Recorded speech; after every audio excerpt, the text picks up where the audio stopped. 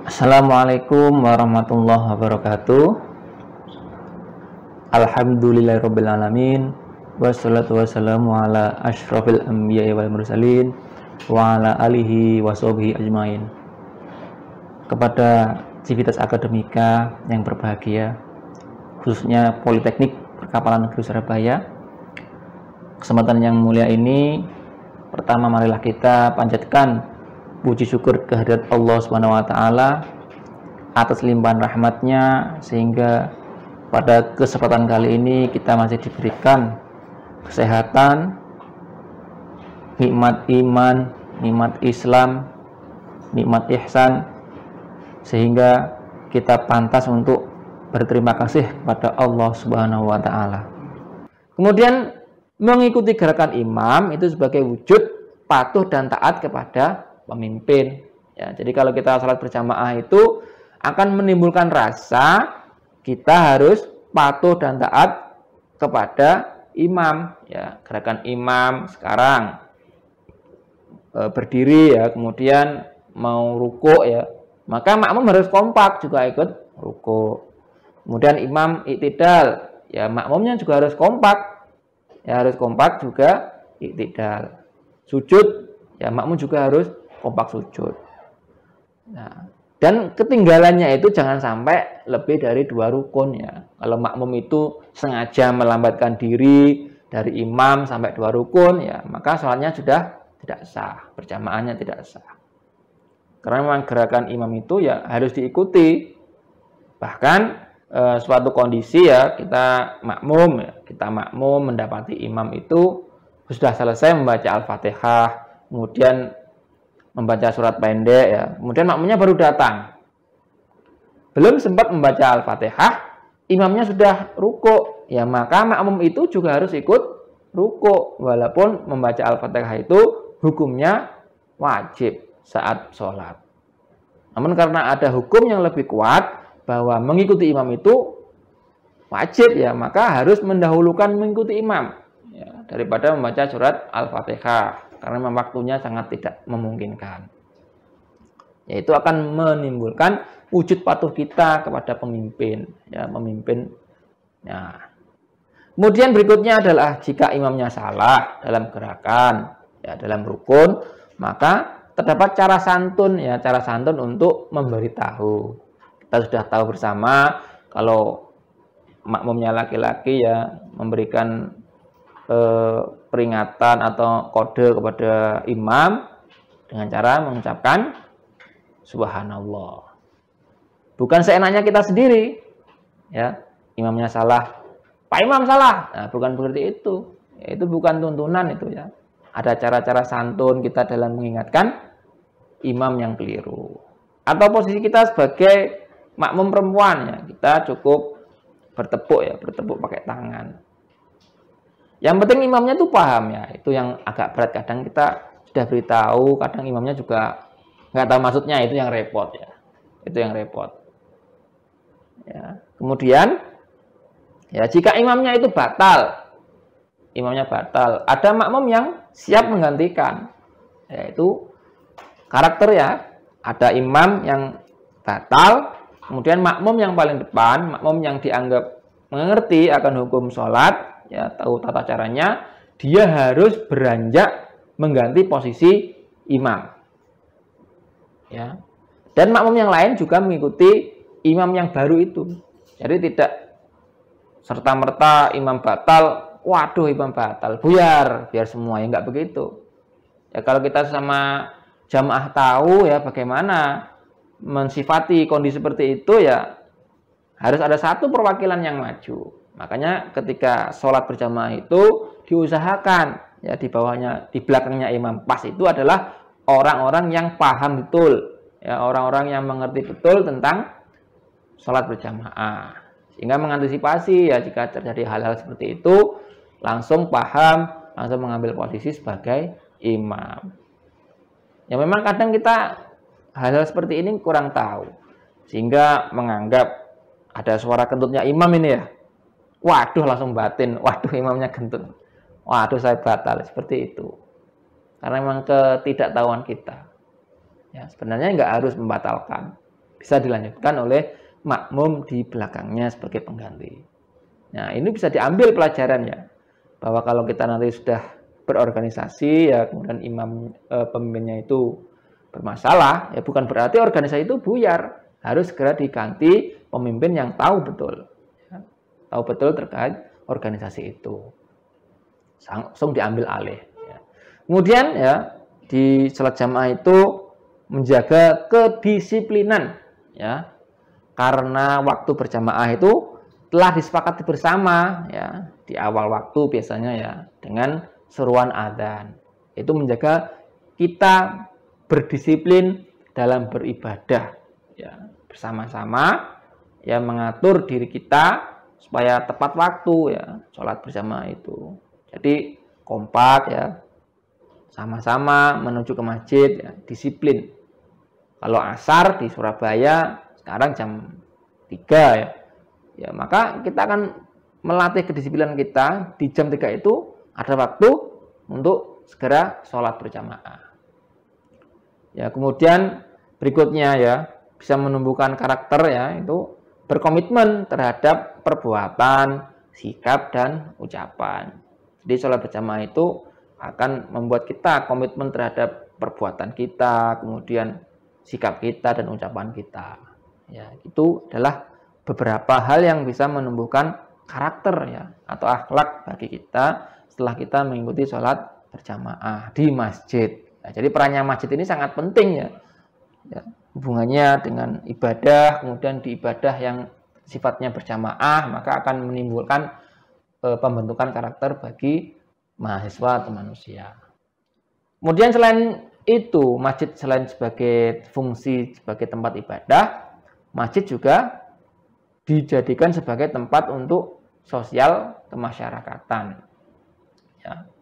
Ternyata memang seharusnya seperti itu masjid. Ya, tidak hanya digunakan untuk sholat, ya, untuk berzikir, untuk itikaf, ya, untuk melaksanakan sholat Jumat.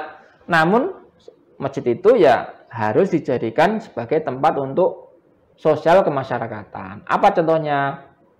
Mengumpulkan dan mendistribusikan zakat, ya, kemudian infak, sedekah dan lain-lain, sehingga kita bisa menumbuhkan rasa peduli, ya, rasa rela berkorban, ya, mendistribusikan zakat, ya, orang yang berzakat silakan ke masjid untuk dikumpulkan, kemudian dibagi, ya. Yang ingin infak silakan di masjid, ya. Ada panitia, ada jamaah, ada takmir yang siap untuk mendistribusikan atau membagikan infak itu ke orang yang lebih berhak. Sesuai dengan sedekah, ya. Itu fungsi masjid. Sehingga kita kalau bisa aktif di situ, maka ya rasa kepedulian kita akan tumbuh, ya. Rasa rela berkorban kita akan tumbuh, menolong sesama manusia, ya, meringankan perbuatan manusia, ya. Tentu kita juga berharap bahwa perbuatan kita ini bisa mendapatkan pahala di sisi Allah Subhanahu wa taala. Kemudian selain jadi tempat pendistribusian zakat, infak, sedekah, ya, kita bisa manfaatkan masjid sebagai tempat untuk menerima dan membagikan kurban. Ya, selama ini kita tahu bahwa pendistribusian, pemotongan, ya, kemudian penyembelian, ya, pembagian itu, pembagian kurban dilakukan oleh takmir masjid atau panitia yang dibentuk oleh masjid. Jadi perannya masjid itu sangat banyak, ya. Tentu ketika kita bisa menerima dan membagikan kurban, ya hati kita akan senang, ya, bahwa umat Islam ini memang peduli terhadap perintahnya, bahwa sekarang waktunya, misalkan waktunya untuk berkorban, ada yang berkorban. Kalau kita berkorban, kemudian kita urus sendiri, ya bagaimana? Orang akan malas. Korban-korban dewe, sembelih-sembelih dewe, dibagi-bagi dewe. Gimana rasanya? Ya berat. Apalagi yang dikorban itu adalah sapi, ya, kerbau, ya kan berat. Maka perannya masjid ini sangat penting. Ya, kita bentuk panitia, kita semangat bergotong royong, ya, mengelola, ya, menerima, membagi hewan, ya, daging korban itu. Kemudian selain itu, ya, apa? Bisa jadi masjid sebagai tempat untuk menikahkan, ya, menikahkan seorang muslim. diakadkan, ya, diijab kabulkan, ya, di masjid itu bagus. Jadi perannya masjid itu ya untuk itu sudah banyak sekali ya kita melihatnya di masjid-masjid besar ya, masjid-masjid jami itu memang kadang sudah menyiapkan tempat untuk tamu undangan ya ketika melakukan akad nikah itu. Namun kita harus hati-hati ketika menikahkan jamaah itu ya, jamaah menikahkan para muslim ya, harapannya tidak ada keluarga atau saudara dari mempelai itu yang sedang haid atau itu kan berarti kan termasuk berdiam diri di masjid, itu nggak boleh. Kalau hanya melewati saja boleh, melewati masjid itu boleh, tapi kalau sudah niat berdiam diri di situ maka jadi nggak boleh, jadi harus nunggu di luar. Kemudian selain itu ya, fungsi masjid bisa digunakan untuk berdiskusi permasalahan umat. Jadi peran sebagai tempat sosial kemasyarakatan ini kalau di PPNS itu adalah Masjid Bahrul Ulum ya, alhamdulillah sudah megah ya, besar ya. Selain digunakan untuk beribadah, sholat berjamaah ya, ya kita berusaha untuk memanfaatkan masjid itu sebagai tempat untuk sosial kemasyarakatan. Ya, kita sebagai mahasiswa, bagaimana cara menjadikan masjid ini sebagai tempat untuk berdiskusi, ya, berdiskusi terkait permasalahan agama, ya, terkait ajaran ya, gitu bisa kita manfaatkan. Kadang nilai-nilai itu semakin luntur ya, karena kehadiran tempat-tempat yang lain. Misalkan, Pak, saya kalau mengerjakan tugas itu lebih nyaman berdiskusi di warung kopi, Pak. Nah, itu lain lagi. Karena ada fasilitas wifi kayak gitu kan ya. Ya, jadi masjid itu ya sebenarnya lebih bagus lagi ya digunakan untuk tempat berdiskusi ya, permasalahan umat, bagaimana menyikapi fenomena-fenomena permasalahan sekarang ini ya. Ada peristiwa ini, bagaimana kita menyikapinya. Itu kita berdiskusi di masjid sebagai tempat untuk sosial kemasyarakatan.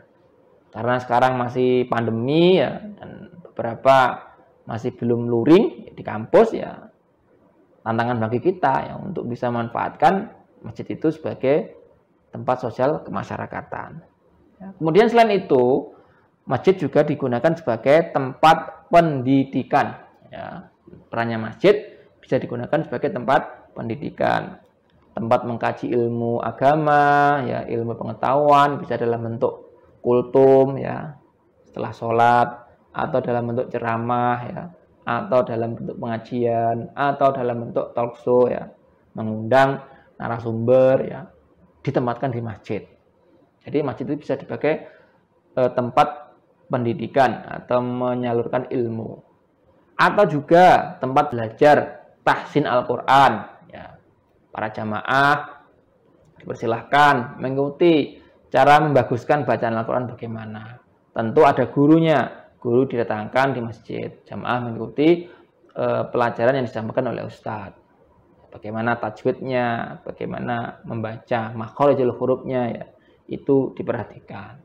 Jadi masjid itu bisa dipakai untuk tempat pendidikan. Kemudian juga bisa dijadikan tempat belajar mengajar.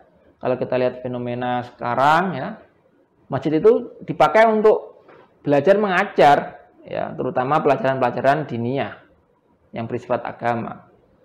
Ya, masjid ruangan ini kelas 1, ruangan sebelahnya kelas 2, seperti itu. Jadi sudah terbiasa. Jadikan kelas-kelas untuk mengajar pelajaran agama. Itu kita sudah menemuinya di kampung, ya, bahkan di kota juga sudah ada. Nah, di PPNS apakah boleh? Nggak boleh ya kalau di PPNS ya, karena ada kelas, ya, ada lab. Namun kalau kita sekali waktu belajar di sana, ya, belajar kita ingin membahas apa, ya, ilmu fikih, ilmu Al-Quran, ilmu hadis, ya, di masjid pasti akan diperbolehkan, dan itu sangat bagus, sangat memotivasi yang lain. Ya. Rasulullah bersabda, barang siapa yang masuk ke dalam masjidku ini guna mengajar kebaikan atau belajar mencari ilmu, maka ia bagaikan orang yang berjuang menegakkan agama Allah. Ya, Rasulullah sendiri seringkali duduk di masjidnya. Ya, kemudian dikerumuni oleh para sahabat secara melingkar, ya, bagaikan bintang-bintang yang mengelilingi bulan purnama. Kemudian beliau menyampaikan ceramah, fatwa agama, ya, kemudian juga menyampaikan ajaran-ajaran kepada para jamaah. Di majelis ilmu dalam bentuk lingkaran, yaitu seolah-olah seperti taman surga. Ya. Taman surga itu ya majelis ilmu itu. Jadi kita manfaatkan masjid untuk membagi ilmu, ya, membagi ilmu. Taman surga, ya. Ya, kemudian itu ya beberapa fungsi, ya, fungsi dari masjid. Yang pertama tadi sebagai tempat ibadah, kemudian sebagai tempat sosial kemasyarakatan, kemudian yang ketiga adalah sebagai tempat pendidikan. Itu kalau kita bisa maksimalkan, maka akan terbentuklah karakter kita sebagai mahasiswa, ya, karakter baik tentunya. Walaupun sebenarnya karakter itu disusun dari 3 nilai, ya. Yang pertama adalah bakat, ya, atau bawaan dari kecil, ya, atau pendidikan dari orang tua waktu masih kecil itu akan mempengaruhi sekarang. Apakah dulu pernah diajarkan kebaikan melakukan berjamaah atau tidak, itu akan membentuk karakternya sekarang. Salah satu penyebab karakter mahasiswa terbentuk itu. Kalau dari kecil sudah terbiasa dijak jamaah, maka minimal 1 nilai sudah terpenuhi. Kemudian yang kedua adalah dari ilmu pengetahuan. Ya, kita belajar pentingnya berjamaah. Walaupun dari kecil misalkan tidak diajak berjamaah, namun dewasa ini kita sadar bahwa pentingnya berjamaah, maka itu akan menimbulkan karakter semangat untuk berjamaah. Kemudian yang ketiga adalah lingkungan. Lingkungan yang mendukung ini akan membentuk karakter juga. Bagaimana kita bisa bersifat atau beribadah berjamaah di masjid. Ya, ada bawaan, bakat itu, kemudian juga ada ilmu pengetahuan, ya, yang kita cari, dan lingkungan yang mendukung itu akan membentuk karakter yang kuat. Ya, minimal harus salah satu di antara 3 itu harus kita miliki. Syukur-syukur 3-tiganya bagus, maka akan lebih kuat lagi dalam bentuk karakter kita. Ya, ya itu fungsi dari masjid membentuk karakter. Kemudian kita mengenal sifat-sifat, ya, Rasulullah, ya, dalam berdakwah, ya, dalam menjadi Rasul itu kan ada 4 sifat yang pokok itu, ya. Yang pertama ada fatonah, ya, ada sidik, kemudian ada tabligh, ada amanah, ya. Jadi minimal 4 itu yang kita miliki. Yang pertama itu harus cerdas dulu, ya, cerdas sehingga ilmu yang masuk itu mudah untuk diterima. Kemudian setelah itu kita harus jujur, ya, jujur dan mampu bertanggung jawab. Tabligh bisa menyampaikan. Yang keempat itu adalah amanah. Jadi 4 ini kalau kita miliki, maka karakter itu, ya, karakter-karakter yang terbentuk dari ibadah-ibadah yang kita lakukan, ya, di masjid itu akan lebih maksimal, ya, lebih maksimal. Ya, mungkin itulah yang dapat saya sampaikan pada kesempatan kali ini. Ya, semoga dapat diambil manfaatnya bagi kita semua, ya. Manfaatnya. Kalau ada kesalahan, saya mohon maaf, ya, murni kesalahan itu yang muncul dari dalam diri saya pribadi. Kalau ada kelebihan, itu datangnya dari Allah Subhanahu wa taala. Sekian, wassalamualaikum warahmatullahi wabarakatuh.